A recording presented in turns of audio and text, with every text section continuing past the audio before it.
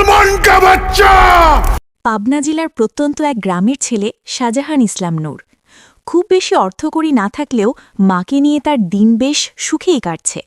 গ্রামবাসীর কাছে আনন্দের একটা খেলা কাবাডি। নূর এই খেলায় ভীষণ পারদর্শী। দীর্ঘ সময় দম ধরে রাখার একটা সুনাম রয়েছে তার। নূর একটা এনজিওতে চাকরি করে। বাড়িতে তার মা একা থাকে, তাই মা এবার ছেলেকে বিয়ে দিতে চায়। পাশের গ্রামে এক অপরূপ সুন্দরী মেয়ে জোহরা পারভিন রানীর সাথে নূরের বিয়ে ঠিক হয়। এখানে খুব দারুণভাবে গ্রামীণ বিয়ের দৃশ্যপট ফুটিয়ে তোলা হয়েছে, যেটা আমার কাছে বেশ ভালো লেগেছে, তাই পুরো দৃশ্যটা তুলে ধরলাম। প্রথমে রানীর গায়ে হলুদ হয়। হলুদের সময় ভাবিদের দুষ্টামি, বাচ্চাদের আনন্দ করা। তারপর নূর বরযাত্রী নিয়ে বিয়ে করতে আসে। প্রথমে বরকে খাওয়ানো হয়। এখানে নূর বোকা বোকাভাবে খেতে থাকে, যেন তার পেটে এক রাজ্যের ক্ষুধা। তারপর বিয়ে পড়ানো হয়। দুজনের মধ্যে মালা বদল হয়। এখানে নূর লজ্জায় বউয়ের দিকে তাকাতেই পারে না। বিদায়ের আগে নূর সবার উদ্দেশ্যে সালাম দেয়। তারপর পালকিতে করে বউ নিয়ে রওনা দেয় নূর। বাড়ি ফিরলে নূরের প্রতিবেশী ভাবিরাও বাসর ঘরে ঢুকতে চায়। নূর তাড়াতাড়ি দরজা বন্ধ করে দেয়। তারপর এক গ্লাস দুধ নিয়ে বউয়ের কাছে গিয়ে সালাম দেয়। বউয়ের দিকে তাকিয়ে নূরের যেন চোখ কপালে উঠে যায়। রানী জিজ্ঞেস করে, কান্তাসেন কেন? নূর বলে, কান্দি না, আমি চিন্তাও করতে পারি নাই যে আপনি সামনাসামনি এত সুন্দর। প্রতিটা ছেলেরই স্বপ্ন থাকে একদিন তার একটা পরীর মতো বউ হবে। সাথে সেই বউটা যদি স্বামীকে ভালোবাসে, তাহলে একটা ছেলে বউয়ের জন্য যে কোনো কিছু করতে প্রস্তুত থাকে। রানীও ঠিক এমন ছিল, যেমন রূপবতী তেমন গুণবতী। কিন্তু এনজিওতে চাকরি করা নূরের আর্থিক অবস্থা খুব একটা ভালো ছিল না। একটা মাটির দেয়ালের কুঁড়ে ঘরে থাকত তারা, যেখানে বৃষ্টি হলে চাল দিয়ে পানি পড়ত। নূরের খুব ইচ্ছা করত তার এই আদরের বউটাকে নিয়ে এমন একটা ঘরে থাকবে যেখানে ছাদের ফুটো দিয়ে পানি পড়বে না, বাড়িতে নিজস্ব একটা টিউবওয়েল থাকবে। কিন্তু তার এই অল্প ইনকামে সেটা সম্ভব হচ্ছিল না। একদিন নূরের কাছে একটা সুযোগ আসে। নূর ছিল একজন সৎ অডিট অফিসার, তাই সে যে এনজিওতে চাকরি করে সেখান থেকে তাকে অফার দেওয়া হয় অডিটের জন্য আফগানিস্তান যেতে হবে, কারণ আফগানিস্তানেও এই এনজিওর শাখা রয়েছে। ইদানিং সেখানের হিসাবে অনেক গরমিল পাওয়া যাচ্ছে, তাই নূর যদি সেখানে অডিটে যায় তাহলে তার ভালো একটা বেতন ধরা হবে। নূর যখন তার মা আর বউকে কথাটা জানায় তখন তারা রাজি হয় না, কারণ ওই সময় সেখানে যুদ্ধ চলছিল। কিন্তু নূরের আর্থিক অবস্থার কারণে নূরেরও যেতে ইচ্ছা করছিল, গেলে যদি একটু বাড়তি আয় হয়। তখন সে একটা জিনিস চিন্তা করে যে আফগানিস্তান তো মুসলমানের দেশ, নূর একজন মুসলমান, তালেবানরা কখনোই তার ক্ষতি করবে না। এই ভাবনা থেকেই নূর আফগানিস্তান যাওয়ার সিদ্ধান্ত নেয়। বিদায়বেলা রানী বলে যে বিপদে আল্লাহকে স্মরণ করবা, সব সময় দোয়ায়ে ইউনুস পড়বা। পরিবারের কাছ থেকে বিদায় নিয়ে নূর চলে যায় আফগানিস্তানের কাবুলে। সেখানে যাওয়ার পর নূর যখন অডিটের কাজ শুরু করে তখন সে প্রচুর গরমিল পেতে থাকে। সেখানকার এনজিও কর্মী যত গ্রামে লোন দিয়েছে তাদের বেশিরভাগই লোনের টাকা ফেরত দিচ্ছে না। সাধারণত এনজিওগুলো গ্রামের গরিব মানুষকে একটা বড় অঙ্ক লোন দেয় এবং সাপ্তাহিক কিস্তি আকারে ফেরত নেয়, কিন্তু এখানে সপ্তাহ পেরিয়ে কয়েক মাস যাবৎ কেউ কিস্তি দেয় না। আফগানিস্তান অফিসে সুজিত নামের একজন কর্মকর্তা ছিল, যে মূলত লোন দিয়ে থাকে। এই চরিত্রে অভিনয় করেছেন চঞ্চল চৌধুরী। লোকটাকে নূরের সুবিধার মনে হতো না, কারণ সে যে সমস্ত গ্রামে লোনের টাকা দিয়েছে তাদের বেশিরভাগই টাকা ফেরত দিতে পারছে না।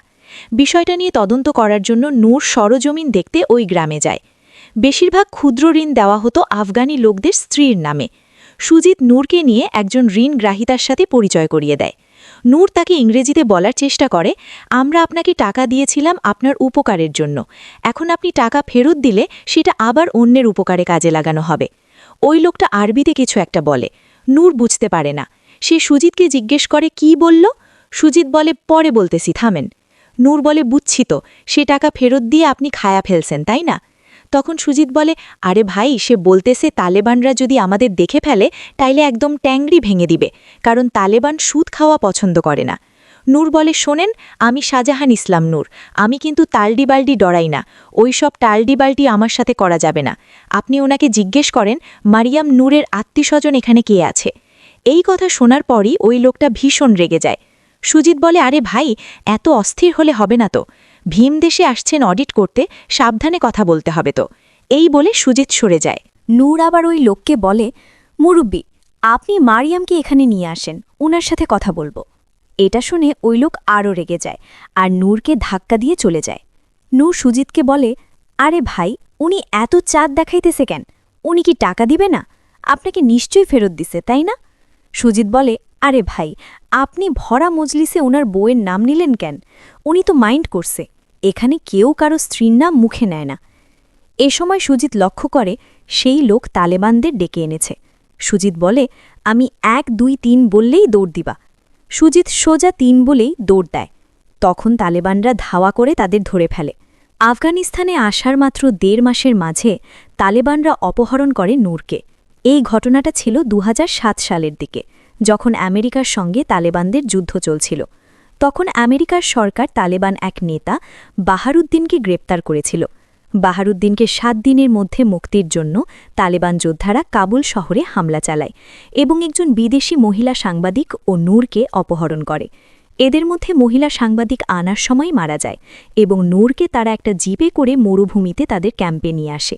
নূরকে যে দলটা ধরেছিল তাদের কমান্ডার ছিল এজাজ খান নামের এক পাকিস্তানি বংশোদ্ভূত তালেবান। এজাজ খানের বাবা 1971-এর বাংলাদেশের মুক্তিযুদ্ধের সময় পাকিস্তানি সৈন্য হিসেবে বাংলাদেশে যুদ্ধ করতে আসে এবং বাঙালি মুক্তিযোদ্ধার হাতে মারা যায়। এই কারণে বাংলাদেশিদের ওপর তার একটা ক্ষোভ ছিল। ধরে আনার পর নূরকে খুব খারাপভাবে মারা হয়। নূর চিৎকার করে বলতে থাকে, আমি বাংলাদেশি মুসলমান। এটা শুনে এজাজ তাকে আরও বেশি মারতে থাকে এবং নূরকে কাফের বলে উপহাস করতে থাকে। নূর বিভিন্ন সূরা পড়ে নিজেকে মুসলমান বোঝানোর চেষ্টা করে। তখন সেই এজাজ নূরকে অপমান করার জন্য তার প্যান্ট খুলে দেয়। মারধরের পাশাপাশি শীতের রাতে তাকে নগ্ন করে গুহায় ফেলে রাখে। তবে তাদের মধ্যে রশিদ হামিদ নামের এক যুবক ছিল, যে কিনা ছিল উচ্চশিক্ষিত। এই রশিদ নূরের সঙ্গে সবসময় ভালো ব্যবহার করত। সে জানায় নূর যে এনজিওতে কাজ করত সেটার ফান্ডিংয়ের একটা বড় অংশ আসত আমেরিকা থেকে। এছাড়াও তারা যে সুদের ব্যবসা করত সেটা ইসলামে হারাম। এজন্যই মূলত নূরকে বাজি রেখে তাদের লিডারের মুক্তির জন্য ধরে আনা হয়েছে। তালিবানরা নূরকে নিয়ে একটা ভিডিও আপলোড করে, যেখানে বলা হয় তাদের লিডারকে 7 দিনের মধ্যে না ছেড়ে দিলে নূরকে মেরে ফেলা হবে। এই ভিডিও দেখে নূরের গ্রামে শোকের ছায়া নেমে আসে। কাসেম নামের একজন ওই এনজিওর লোককে বলে, সেলিম ভাই, আপনাদের কি টাকা পয়সার অভাব পড়ছে? টাকা দিয়ে ছাড়িয়ে আনেন। সেলিম বোঝানোর চেষ্টা করে, এখানে টাকা পয়সার তো বিষয় না। আর একজন বলে, নূর ভাই যদি ফিরে না আসে কিস্তির টাকা কিন্তু আমরা দিচ্ছি না। আমেরিকার সরকার একজন বাংলাদেশি লোকের জন্য মোস্ট ওয়ান্টেড তালেবান নেতাকে কখনোই ছেড়ে দেবে না। উল্টো আমেরিকানদের অত্যাচারে তালেবান নেতা বাহারুদ্দিন মারা যায়। ফলে তালেবানরা সিদ্ধান্ত নেয় যে নূরকে মেরে ফেলবে। নূরও একথা বুঝে গিয়েছিল তার হাতে বেশি সময় নেই। একদিন তাকে খাবার দিতে আসলে সে কৌশলে সেখান থেকে পালিয়ে যায়, কিন্তু মরুভূমিতে মচকানো পা নিয়ে সে খুব বেশি দূরে যেতে পারে না। তাকে আবার ধরে আনা হয় এবং তাকে গোসল করিয়ে নামাজ পড়তে দেওয়া হয়, কারণ সে কিছুক্ষণ পরেই তাকে মেরে ফেলা হবে। তাকে রেডি করে একটা খোলা মাঠে নিয়ে যাওয়া হয়। তালেবানদের বন্দি বিচার করার পদ্ধতি ছিল বেশ অদ্ভুত। তারা বন্দিকে একটা গাধার উপর বসিয়ে দিত। তারপর গাধাটা একটা খুঁটির সাথে দড়ি দিয়ে বেঁধে রাখত। গাধা চারদিকে বৃত্তাকার হয়ে ঘুরতে ঘুরতে যখন ক্লান্ত হয়ে চলা থামিয়ে দিত, তখন পেছনে থাকা জল্লাদ এক কোপে মাথা আলাদা করে ফেলে। নূরসহ আরও 2 জনকে আনা হয় এবং তাদের হাঁটু গেড়ে বসানো হয়। তারপর টস করা হয় কাকে আগে নেওয়া হবে। টসে নূরের পাশের জনের নাম ওঠে। তাকে গাধার পিঠে চড়িয়ে ঘোরানো হয়। ঘুরতে ঘুরতে ক্লান্ত হয়ে গাধাটা একসময় থেমে যায়। সাথে সাথে তার মাথাটা আলাদা করে ফেলা হয়। এই দৃশ্য দেখে নূরের জান যেন জিহ্বার ডগায় চলে আসে। এরপর আবার টস করা হয়। এবার নূরের পালা। নূর হাত জোর করে কাকুতি মিনতি করতে থাকে। সবাই তাকে নিয়ে উপহাস করে। গাধাকে ঘোরানো হচ্ছিল আর নূর মৃত্যুর প্রহর গুনছে। তার মনে পড়ে বাড়ি থেকে বের হওয়ার সময় রানী বলেছিল, বিপদে আপদে সব সময় দোয়া ইউনুস পড়বা। নূর 2 হাত উপরে তুলে দোয়া ইউনুস পড়তে থাকে। তার অন্তর যেন চিৎকার দিয়ে আল্লাহকে ডাকছিল। রানী তখন জোহর নামাজ পড়ে সালাম ফিরিয়েছে। সে দৌড়ে এসে শাশুড়িকে বলে, মা, আমার যেন কেমন অস্থির লাগতেছে। মা তাকে সান্ত্বনা দিয়ে বলে, নামাজে বসে দোয়া দুরুদ পড় যা। রানী যেতে গিয়েও আবার মাকে জড়িয়ে ধরে বলে, আমার কেন জানি ভাল লাগতেছে না আম্মা। ওদিকে তপ্ত রোদে নূরের গলা শুকিয়ে গেলেও সে চিৎকার করে দোয়া পড়ছে। একসময় সে লক্ষ্য করে অনেক সময় কেটে গেছে, সে এখনও জীবিত। গাধা তাকে নিয়ে ঘুরছেই। গাড়িতে বসে রশিদ হামিদ ভরি দেখছিল। গাধাটা নূরকে নিয়ে একটু বেশিই সময় নিচ্ছে। সে গাড়ি থেকে নেমে আসে। আশেপাশে থাকা অন্যরাও বিচলিত হয়। ব্যাপার কি, গাধা থামে না কেন? অবশেষে থেমে যায় গাধা। জল্লাদ অস্ত্র তুলে ধরে। নূরের সময় যেন থেমে গেছে, কিন্তু না, গাধা আবারও চলা শুরু করে। থেমে যায় জল্লাদ। নূর বুঝতে পারে ওপরওয়ালা তার কুদরতি হাত বাড়িয়ে দিয়েছেন। নূর চিৎকার করে দোয়া পড়তে থাকে। আশেপাশে সবাই এবার অবাক হতে থাকে। তাদের জীবনে এমন ঘটনা কখনো দেখে নাই। একজন মুরব্বী হাতের ইশারায় থামতে বলে। এই লোকটা আল্লাহর একজন নেক বান্দা। আল্লাপাক হয়তো তাকে মারতে চাইছেন না। রশিদ হামিদ এসে নূরকে জড়িয়ে ধরে। একে একে সবাই নূরকে জড়িয়ে ধরে। নূর অবাক হয়ে বলতে থাকে, আমি মরি নাই, তাই না? কিন্তু খুশি হয় না শুধু ইজাজ। নূর বলতেই থাকে, আমি মরি নাই, আল্লাহ বাঁচাইছে, আল্লাহু আকবার, আল্লাহু আকবার। অনেকেই মন্তব্য করেছে একটা গাধা নায়ককে বাঁচায়, এটা কেমন মুভি? কিন্তু এটা একটা সত্য ঘটনায় নির্মিত সিনেমা। যেখানে মানুষ একে অন্যকে হত্যা করার জন্য মেতে থাকে, সেখানে সৃষ্টিকর্তা যেন নূরের দোয়া শুনে এই বোবা প্রাণীটিকে দিয়েই তার প্রাণ বাঁচানোর ফয়সালা করেন। সৃষ্টিকর্তা যখন যাকে ইচ্ছা বাঁচাতে পারেন এবং যার মাধ্যমে ইচ্ছা বাঁচাতে পারেন। এবার উচ্চ পর্যায়ের তালেবান নেতারা সিদ্ধান্ত নেন নূরকে এখনই মুক্তি দেয়া যাবে না। এবার তারা নেস্ট এনজিওর কাছে 1 কোটি আফগান মুদ্রা মুক্তিপণ দাবি করে এবং তা 10 দিনের মধ্যে দিতে হবে। এর মধ্যে নূরকে তালেবান শহরের ভেতরে যাবার অনুমতি দেয়া হয়। কোরবানি ঈদ চলে আসে, তাকে সেমাই হালুয়া খেতে দেয়া হয়। সেখানকার কিছু বাচ্চার সঙ্গে তার ভালো সম্পর্ক গড়ে ওঠে। ঈদের দিন তালেবানের একজন বড় নেতা সেই শহরে ঘুরতে আসে, কিন্তু ঈদের দিনই তালেবানদের বিরোধী পক্ষ ওই শহরের উপরে হামলা করে। সে সময় এক নেতার গাড়িতে করে পালিয়ে যাওয়ার সুবর্ণ সুযোগ পায় নূর। কিন্তু হঠাৎ সে লক্ষ্য করে একটু আগে যে বাচ্চারা তাকে খাবার দিয়েছিল তাদের মধ্যে আফিয়া নামের একটি খুব বেশি আহত হয়েছে। তখন নূর না পালিয়ে গিয়ে আফিয়াকে সাহায্য করতে আসে, কিন্তু তখন আফিয়া মারা যায় আর নূরেরও পালানো হয় না। এদিকে নূরের স্ত্রী রানী ঢাকাতে নেস্ট এনজিওর হেড অফিসে চলে আসে। সে অনেকটা জোর করেই নেস্টের চেয়ারম্যান মিল্লাত সাহেবের সঙ্গে দেখা করেন। মিল্লাত সাহেবের কাছ থেকে আমরা জানতে পারি তারা টাকা দিয়ে নূরকে ছাড়িয়ে আনতে চাইলেও আমেরিকান সরকার সেটা চাইছে না। তাদের ধারণা একজনকে মুক্তিপণ দিয়ে ছাড়িয়ে আনলে ভবিষ্যতে এমন আরও লোককে তালেবানরা টাকার জন্য অপহরণ করতে পারে। তাই আমেরিকানরা মুখে যতই বলুক বন্দির সেফ রিটার্নের জন্য তারা বদ্ধপরিকর, বাস্তবে তারা নূরের জন্য এনজিওর কেউ যেন কোনো টাকা দিতে না পারে সেজন্য নেস্টের আফগানিস্তানের সব ব্যাংক অ্যাকাউন্ট ফ্রিজ করে দিয়েছে। এদিকে সেই ইজাজ নূরকে প্রতিনিয়ত মারার চেষ্টা করত। নূরকে কষ্ট দেওয়ার জন্য যে গাধাটি নূরের প্রাণ বাঁচিয়েছিল সেটিকে নূরের সামনেই গুলি করে মেরে ফেলে। এই দৃশ্য নূর সহ্য করতে না পেরে ইজাজকে মারধর করা শুরু করে। এরপর এই ঝামেলা নিয়ে বিচার বসে। নিরীহ প্রাণী হত্যার জন্য এজাজকে সেই শহর থেকে চলে যেতে বলা হয়, আর নূর তাদেরকে বলে তাকে একটা সুযোগ দিতে, তাহলে সে মুক্তিপণের টাকার ব্যবস্থা করে দিতে পারবে।